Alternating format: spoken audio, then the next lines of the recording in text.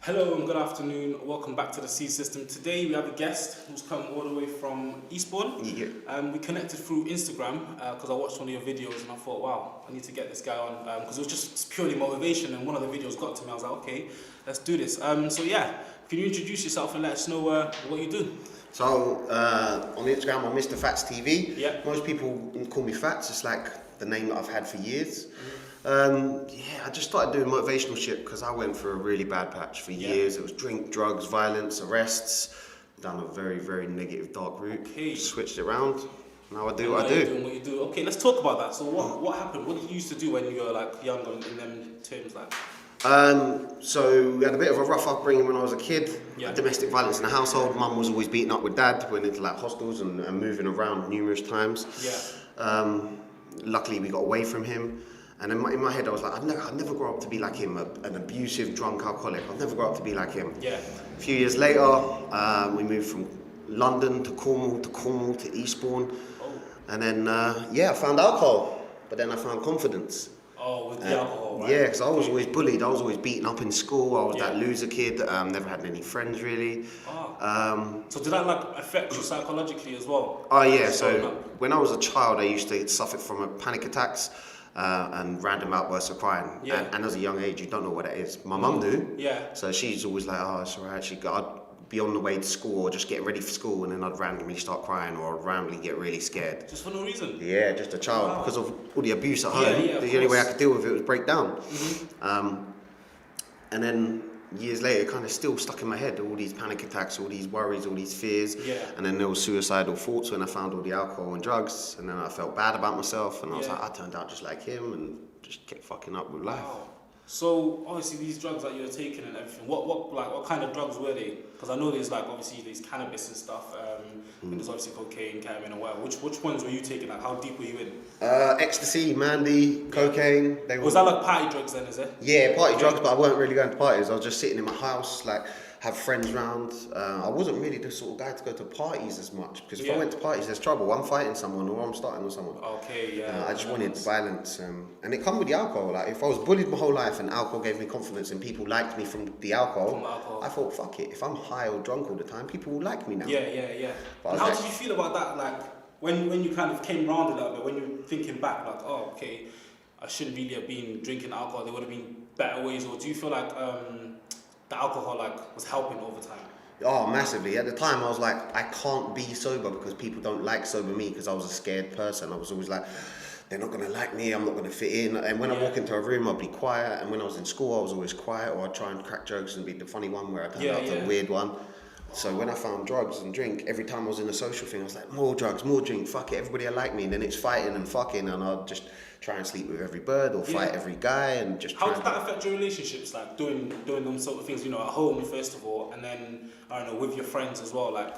So a lot of the friends, there's some friends that are still around, you know, we've had some mad times together, but there was a lot of friends that I met along the way, like, that I'd just go set up drug dens or drug flats, and you know, I'll wake up in the morning with some fucking random bird next to me, not know what flat I'm in, my nose is bleeding because of all the cocaine, you know, I go to the toilet, be like, right, fucking hell, I don't know who that bird is. I go to the toilet, there's a condom on my dick, and I'm like, fucking hell, alright, I had sex last night then, I wouldn't even know about it, like the madness. Whoa, life must have been crazy for you, man. So like, doing all that, was there anybody there to be like, yo, what are you doing? To kind of tell you what are you doing? Or did you have to kind of self-realize and self-reflect and realize yourself that, what am I doing? Yeah, I would love to say that there was somebody there to say what you're doing. I mean, my mum was a big influence. She was like, can you stop doing this? And she was scared all the time. I mean, when police come to the house and raided the house to come and arrest me in front of my mum, and I see her breaking down like, oh shit, my son's going to jail. I'm thinking to myself, fucking hell, I'm breaking my mum's heart. And that's my biggest influence in life. Like, my mum's been really strong to get out of domestic violence. And I was like, I shouldn't bring it to the house sort of thing. And I really just took the piss for many years. But there was no one who actually changed me. There was no one to come in and like I'm going to help you. It was always me. Slowly and surely over the years, I slowly changed. Doing it for yourself, like, essentially. Did you have anyone to speak to? Like a support network in a sense? No, I hated everybody. Okay. I hated everybody. So I was in the mindset, as many lost young men are. fuck everyone. No one cares about me. Yeah. And if anybody in sort of like authority will come to talk to me, like it's not the right thing, I'm like, fuck you. You don't know nothing about my life. You're this, you're that. In my mindset, I was one of these kind of little gangster wannabes. I was like, bruv, you don't know my shit, bruv. You're fan this and fan that. Yeah. And in my mindset, that's who I am. Yeah. And there was one time, my ex's sister, she said to me, why are you talking to like that, Fats? And I was like, that's the way I am, innit, bruv? Yeah. And in my head, that's me. That was me. Of course, yeah. Because you're lost like that. And then years later, I was like, fucking hell, how did I think I was something that I wasn't and now I'm not? Like, no, you're not that yeah, guy. it was self-discovery. It was weird. That's mad. So going back to obviously you speaking like that and acting like that, how did it make the people around you feel? Like a lot of the people respected me or feared me because of the drug, the violence, the drink. All I was doing was going to get fucked up. If I didn't care if it was 8 a.m. on a Monday morning. If I had a job at that point, I'd ring in sick. I'd be like, no, I'm not coming in. I'd go pick up a bag of cocaine, go back to I'll be like, you get on a Friday after work, you go meet some people, you go around someone's flat, we all sniff a load of cocaine, somebody's fucking somebody in the bedroom, drink some beers, boom, Friday done, do it Saturday morning, maybe have a nap during the day, carry on Saturday night, Sunday morning, ring up Monday, I'm not coming in, still going down the alcohol runs on Monday morning. My body was fucked. I remember one time I was on a 4-day session with just Stellas, just me and my pal were just drinking Stellas. And it was, I woke up in someone's house, ran to their bathroom, sick all in their bath, all this bile and yellow shit. And then I couldn't stand up, my sides were hurting, people were like, your skin's turning yellowy, kind of white, what's going on? And it was just all the alcohol that had just destroyed my body. I was on my sofa for 3 days, couldn't be able to move. It was disgusting. Oh, that's mad. Whoa, you've been through it, man. Like, that sounds crazy. But I just want to go back to one of the conversations you was talking about just then. With young men not opening up, saying basically, fuck it this, fuck it that, I've got it, like, do you know what I mean? So, like, I feel like it's a conversation that needs to be had. You know what I'm saying? Because most people, young men, are still like that. Do you know what I'm saying? They think they can take on the world on their own. But I know, obviously, some people do need these conversations to have, someone to speak to and everything. But let's talk about that. Do you help anyone these days? Like who? Everyone I can. Do they come to you as well? So I had to put up an Instagram post the other day because I know with the stuff that I do now, a lot of people knew me for the drink and drugs. But a lot of people see me change over the years and they see me do the motivational speaking, the inspirational stuff, the content online. I talk about my drug abuse. I talk about my fucked up relationships. I talk about being arrested constantly. And people approach me now. They're like, Fats, I'm in a bad way. One guy recently spoke to me. I know him from the town I live in. And he was like, Fats, I've watched you for a while now. I've been scared to reach out. And I thought, fucking hell, they're scared to reach out because it's confidentiality. They don't want me to talk their business or say their name. So I put up a post saying anybody who does reach out, it's confidential. Private, right? Yeah, simple. Exactly. But a lot of them do want to reach out. And being a bouncer now, people come up to me on the sly on a night out, like young guys in my area, like, Fats, I really want to change. Can you talk sometime? I'm like, bro, when you're sober and we're probably not fucked up in a club on cocaine and drinking, contact me. Because it's easy for them to do that when they're drunk and stuff like that. Like, oh, Fats, I need help. But like, obviously, you're still going out drinking right now, my bro. So when you're sober, come and chat to me and see. Exactly. It's hard to break out of, but I think a lot of young men, they hang around with that bad social circle that just influences it anyway. Yeah, and that's the problem, isn't it? Because like, surrounding yourself with the wrong people can really turn you into a bad egg. I mean, did you have any experience of that? Massively. I was just around people who just influenced the drinking drugs, and if they wasn't getting the drinking drugs with me, there was no point talking to them because that's all we had in common. And I think a lot of people live like that. They get to the weekend, they're like, I'm gonna go see my friends. Like, bro, that's not your friend. That's not your Name friend. one thing you've got in common other than a party, drink, and drugs. Yeah. One thing. Like, do you go to the gym together? Do you go reading books together? Do you encourage each other's careers? Do you encourage each other's relationships? Do you look after each other's fucking children? Yeah. Like, no, we just go to the pub. Fuck off them. And that's what they call friendship. Yeah. Because they're looking forward to that all week to kind of de-stress. Yeah.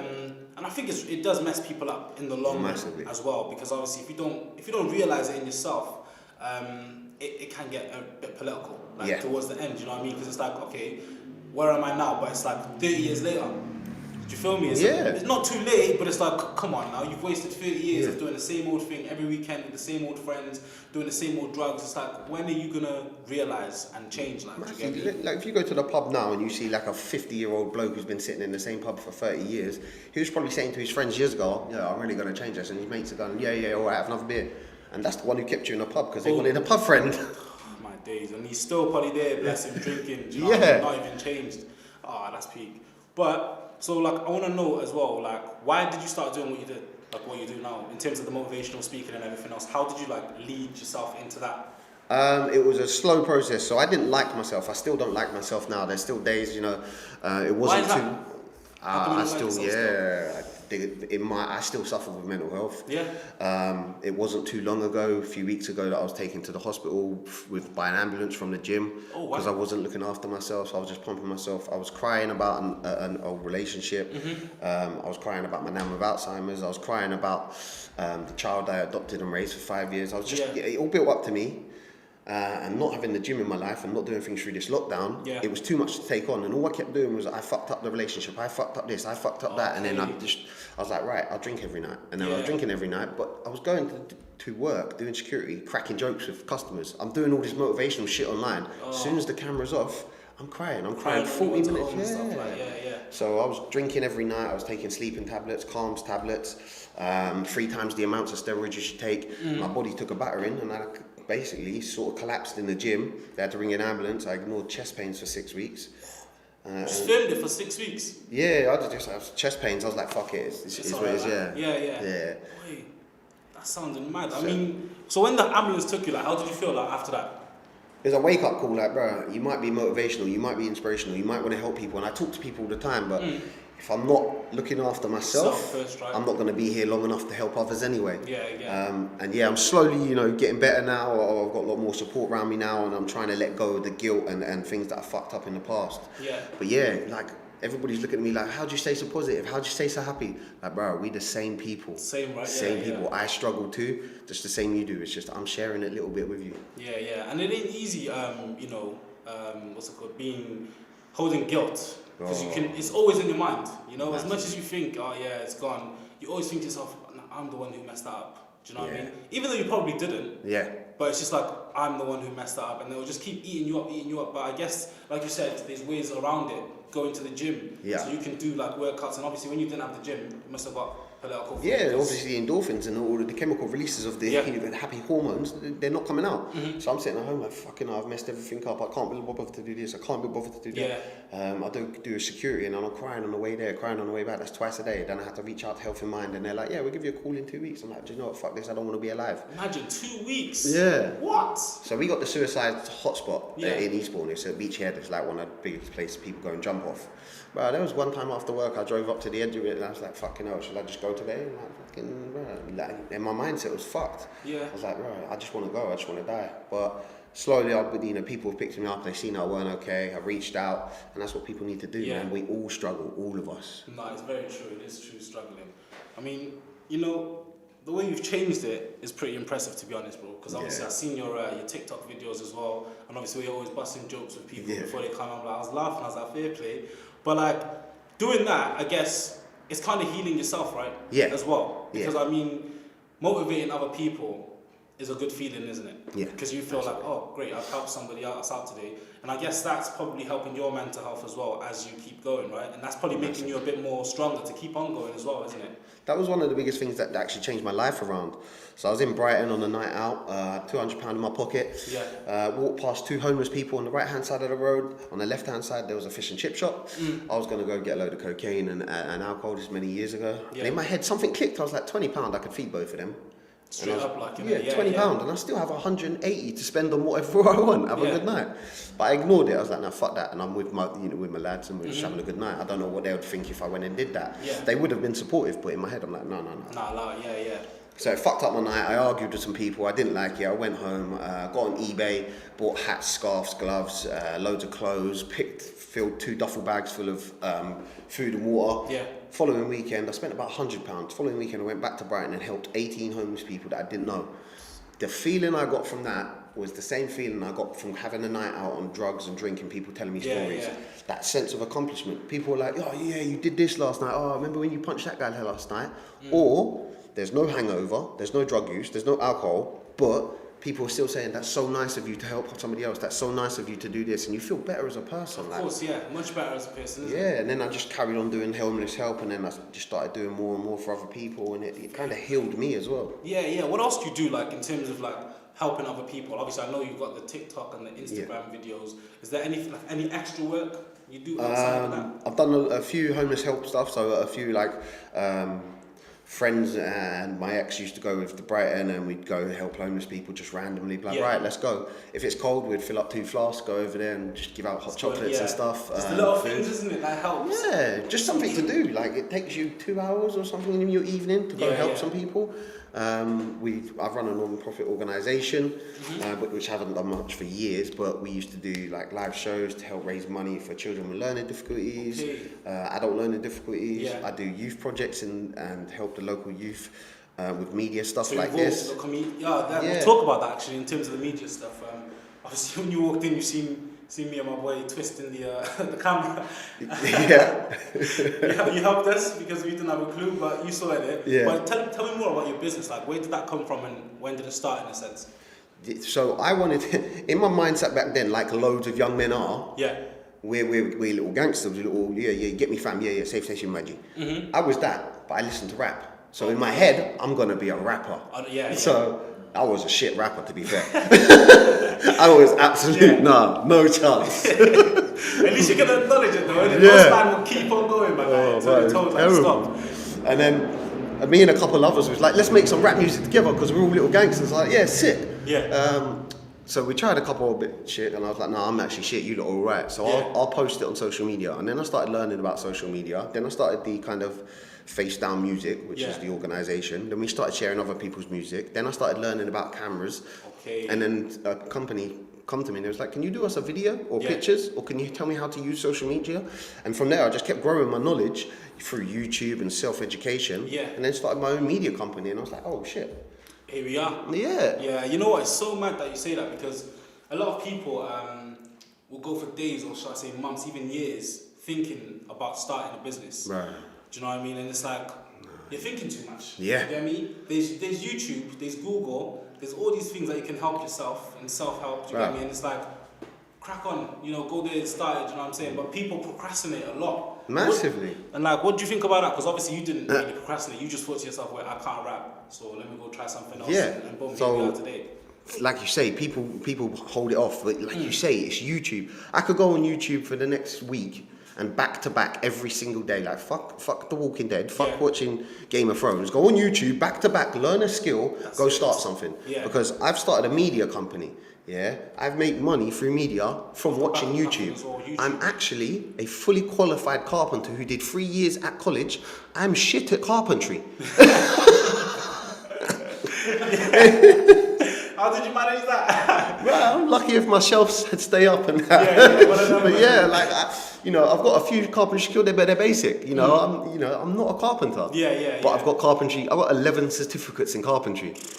Wow. But I've got no certificates in my company. In your company? Yeah. And what's making you money right now? Exactly. Do you get me? Yeah, that's so true. Self-education is always the best, I think. And it's in your phone. Like, people are like, I don't know what to do with life.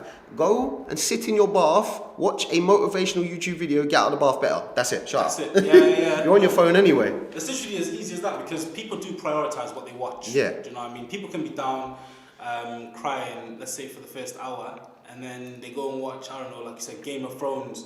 Yeah. And for them, okay, cool, they're feeling a bit happy watching Game of Thrones, but it's only temporary. It's like a distraction. It's a distraction, exactly. It's not really going to change anything. You're still going to be that cry, you're going to do that same cry again probably tomorrow. Yeah. However, if you watch a motivational video which will probably resonate with you, that will probably stay in your mind all day and be like, oh, wait a minute, okay. You probably watch that again the next day, the next day, the next day, and before you know it, you're putting what you're saying into action. Yeah. Do you know what I'm saying? And you're going out there and actually doing things rather than be like, wait, why am I feeling sorry for myself? Let me just get up, go do something, go change it up and fix it up essentially. Do you get what I mean?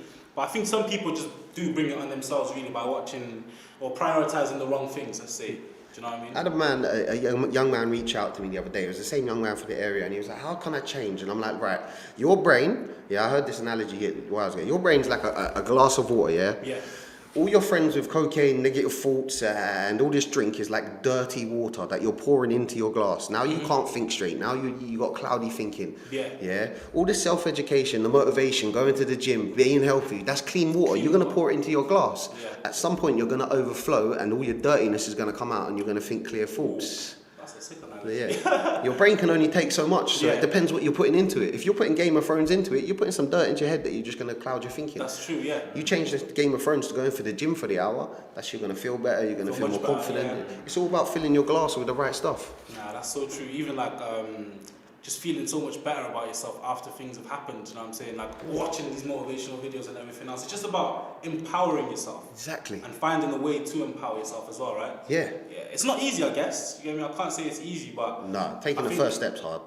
Taking the first step is always the hardest thing. But I watched a video, I think it was last night, and it says it's difficult to have discipline, but once you keep on going every single day, that discipline becomes automatic. Do you know what I mean? So it's like, oh, yeah, this is easy. I go gym now. Yeah, minor. It's in your routine and everything. Do you know what I'm saying? Oh, I'm going to read a book every single night at 6 p.m. Boom. It's in your routine. But then it's like, the opposite of that is, I'm going to watch Game of Thrones tonight, 6 p.m. I'm going to watch EastEnders tonight, 8 p.m. Yeah. You get me? It's clouding your brain, getting a bit dirty, so obviously you need to fill it up with the clean water and stuff. So I like that analogy, really.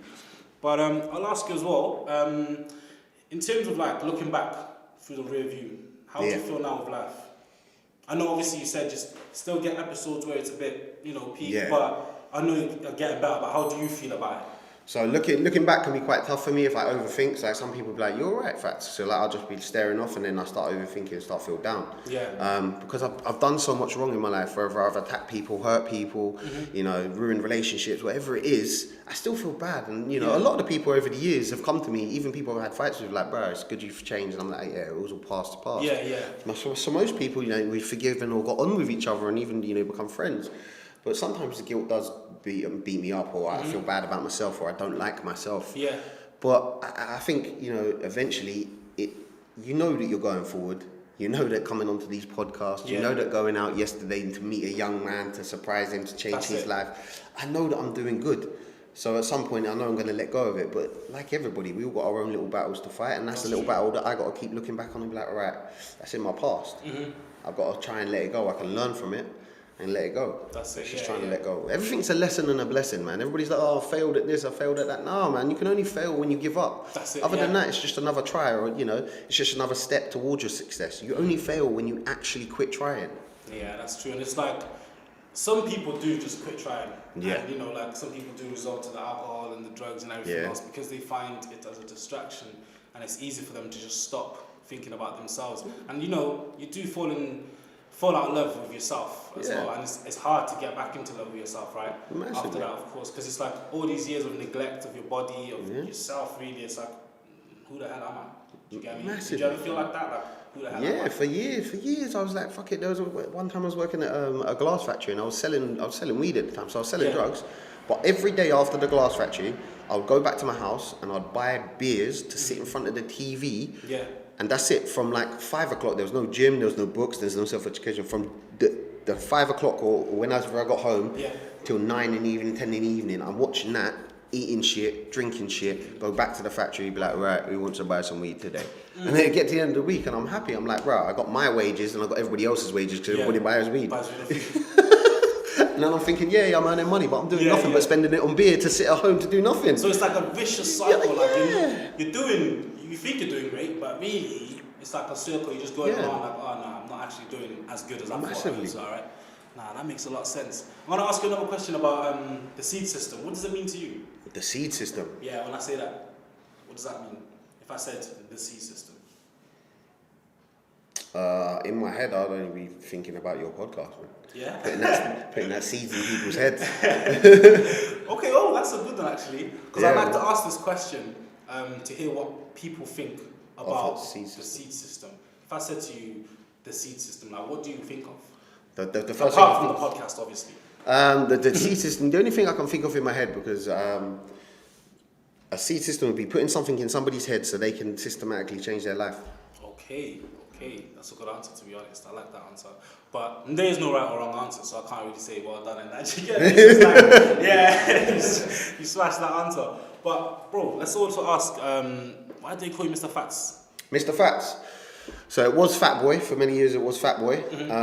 Like I said earlier, I had some Nike Air high tops, and I had it stitched into the top of them. Fat Boy.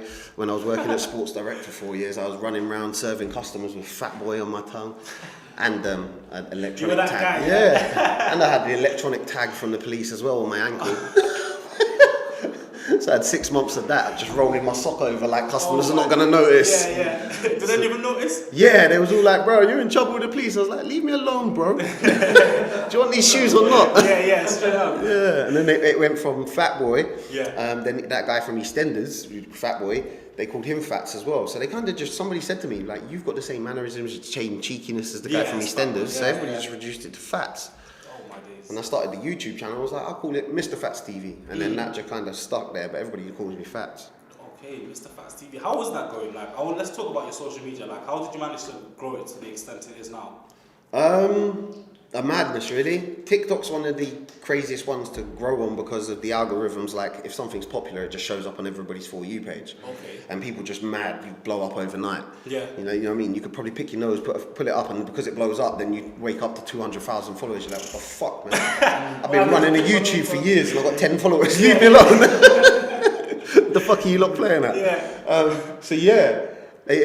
I've been doing the motivational stuff on the Instagram kind of, and the Facebook page. So YouTube, Facebook page, and Instagram I've been doing for a few years, like motivational quotes, a couple of speeches. What is it, what's it, Mr. Fats? MrFatzTV, Fats with the Z, MrFatzTV. So I've had all them three growing for years. But when I started doing more on TikTok, I first started TikTok on the first lockdown. Okay. Now, if anybody wants to scroll back to the first TikToks, you're going to see me kind of in my shorts, washing my car with some slocks and sliders on, and I'm putting all the suds on my body and some of these naughty, kinky videos. What kind of videos you making, Mr. Fats? I just wanted to get people through the lockdown because it was scary, and I thought, fuck it, I'll give them some humour. There's another one of me dancing in the front room or trying to do a workout, and I got shorts on again and a crop top. There's a few funky ones. You're like, what's he doing, man? That's a fruity guy. I'm watching them, fam. But then I started doing more. I was like, fuck it, I'll start doing some motivational stuff. So I started doing motivational stuff. And then one of the first ones to blow up to get like, I went to sleep one night and I woke up the next day like with 5,000 new followers and loads of, I was like, what the fuck's going on? It was me telling jokes outside Tesco's. Oh, see? Yeah, so I was telling jokes to customers because I want to brighten people's day. I love meeting people. I'm a people person now, where I hated people before. I'm a people person. So I just tell people jokes all day. They come into Tesco's, I'm like, yo, how you doing? You having a good day? Welcome to Tesco. And then I tell jokes. But that blew up. I don't know why. People must have thought this is nice. How did you feel when you woke up, like, seeing all them followers and all them likes? I was like, wow, my hard work's finally paying off. Like, I want to reach more people. I want to influence. I want to make people smile. I don't know how long I've got left on this earth, and I want to impact some lives before I die. Basically. So I was like, wow, that's nice. And then different videos started blowing up from there. Who checked on you? Who checked on you was the biggest one to blow up. It's just me. What's that video about? So it's just me sitting in a car. And I say to people like, fuck your fake friends. Who's checked on you? Not checked on you to have drink or drugs. Who's actually checked on you to see if you're alright, your mental health's okay.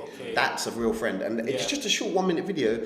Boom, that blew up. That was, I think it's up to 700,000 views now. Then somebody in Essex downloaded it, put it on his Facebook. He got like 600,000 views. Some other lady in London downloaded it, put it on hers. That was 500,000 views. I got a message from someone in Australia saying, oh, your video's over here. Someone in Northern Ireland was like, oh, your video's over here. I was like, oh shit. This is reaching like, But I sat in my car. I did a video which I didn't think would affect people or change people's lives or influence that much. When I washed my car, I had to get a tripod, I had to do the squirty on my body. It took me ages. I had to get different angles, put the camera in the car. And I'm thinking, bro, I put a lot of time and effort into that. You lot have gone wild because I sat in my car and said some truth, some facts. That's it, and that's the thing. People go wild over the truth, isn't it? Because when they can resonate over it, and think about, wait a minute, you're right, who has checked on me? And then you start sharing that video like, bro, did you check on me? Like, have you checked on me? You start deepening things a bit deeper, obviously, and you're going to share it. Because you're like, oh, yo, this is so true. Nah, that's pretty sick, though. And that just made you blow up, basically. That one made me blow up, and then a couple of others have just gone a little bit wild, like no message is a message. If they're not talking or reaching out to you, then that's a message in itself.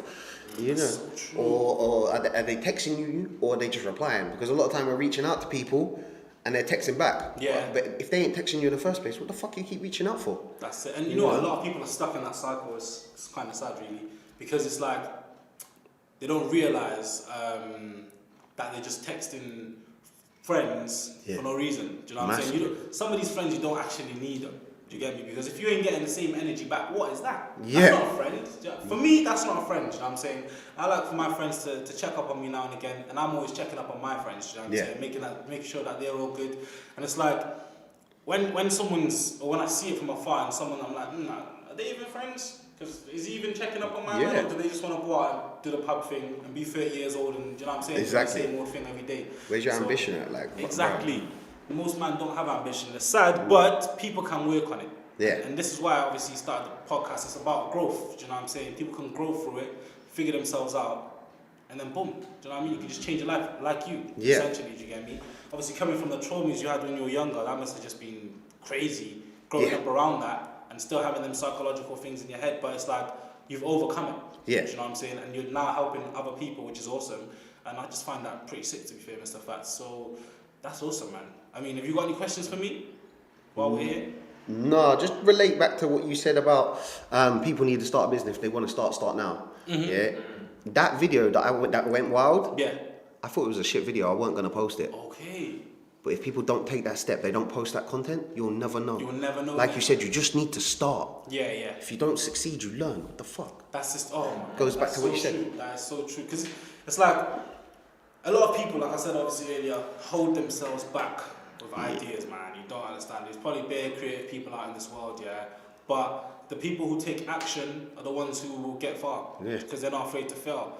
But there's this thing, I don't know why people are afraid to fail. It's not scary. Do you know what I mean? Like, I think I used to be afraid to fail before. I used to be afraid to be like a failure, and then I figured out once, I was like, wait a minute, who cares? This is my life, like, do you know what I'm saying? If I fail, I fail. I'll go start something else. I'll keep starting things until something hits, do you know what I'm saying? Like, so I like to dip my fingers in every little thing that I can do and provide a service for other people. Like, that's just the type of person I am, do you get me? So it's like, if I fail in that, no problem, I got that there. If I fail in that, no problem, I got that there.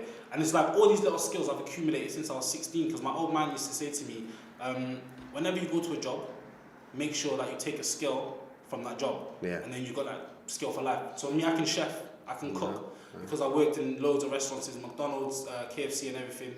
And then I can also do call center work. I worked in a few call centers, so I know how to speak to people, different kinds of people, hold conversations with different kinds of people. And then there's other things which I have done, and I've just accumulated all of these skills in order to be the person I am. But I'm still learning. I'm still going out there, putting myself in, doing things. I'm like, okay, cool, let me learn how to do this. Because if I know how to do like 16 different things, I can never go wrong. Do you know what I mean? I can never fail. There's no chance that I'm going to fail, do you know what I mean? Because I'll succeed in one of those things. But like, it's all about just getting up and going and getting that mindset, essentially, innit? Massively. And switching up, because mindset's a big thing in life, let's be real, do you get me? And mindset obviously helps. Like, what about your mindset at the present moment, like right now, today? How is your mind feeling? Since that kind of hospital trip, my mindset, and then people reaching out and then going to see like a family yesterday, I'm like, I know I'm doing good. Why do I keep beating myself up? And I'm slowly getting better and letting go of the past. And you know, and I just, you know, and I'm back in the gym and I'm back doing the door work. I'm like, fucking hell, it's coming back together now. Yeah, fuck yeah. And I'm like, fuck it, I'm just gonna carry on going. I'm gonna carry on doing content. I'm gonna carry on helping people. I'm gonna carry on sharing my story, and things are gonna get bigger and better. I'm gonna carry on with my company. Keep smiling, I rate it completely, man. But that's a really important point, because I had a very similar upbringing to you, like very, very similar. And it's like knowing that you're still on the road. Do you know what I mean? Always. Because that's the thing, is that relapse is the most important part of getting better. Like, you're gonna get. I think a lot of the times when people say, "I'm better, I fixed it," you're convincing yourself that you got out of it, because you don't want to actually deal with the fact that you still have these things to deal with. So it's just like kind of knowing that I'm on this process. I'm going to drop every so often, that's fine. But it's getting back up. Like you said, you never lose if you don't quit. Yeah. That's it. It's like that the road to success is always under construction. The road to recovery is always under construction. You're never going to stop. You're never going to reach perfection, because perfection is not true. So when you think you're going to get successful, you're only getting to a level of success that you're stopping at. It's always under construction. Never stop. That's true. Because some people are happy with 1 million. Some people are happy with 1,000. Some people are happy with billions. Do you know what I'm saying? So everyone has their own road to success where they feel like, yep, this is it for me.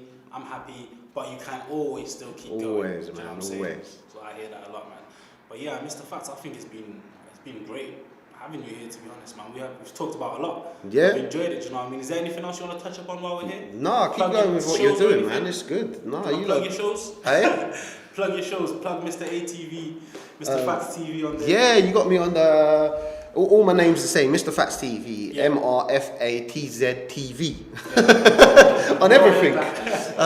Yeah, they're all the same, whether it's Twitter, Instagram, YouTube, TikTok, Facebook, they're all the same. You just search that up, you're going to see my ugly mug, probably just shouting and laughing in front of the camera. If you scroll too far back, you probably see me naked. But we good.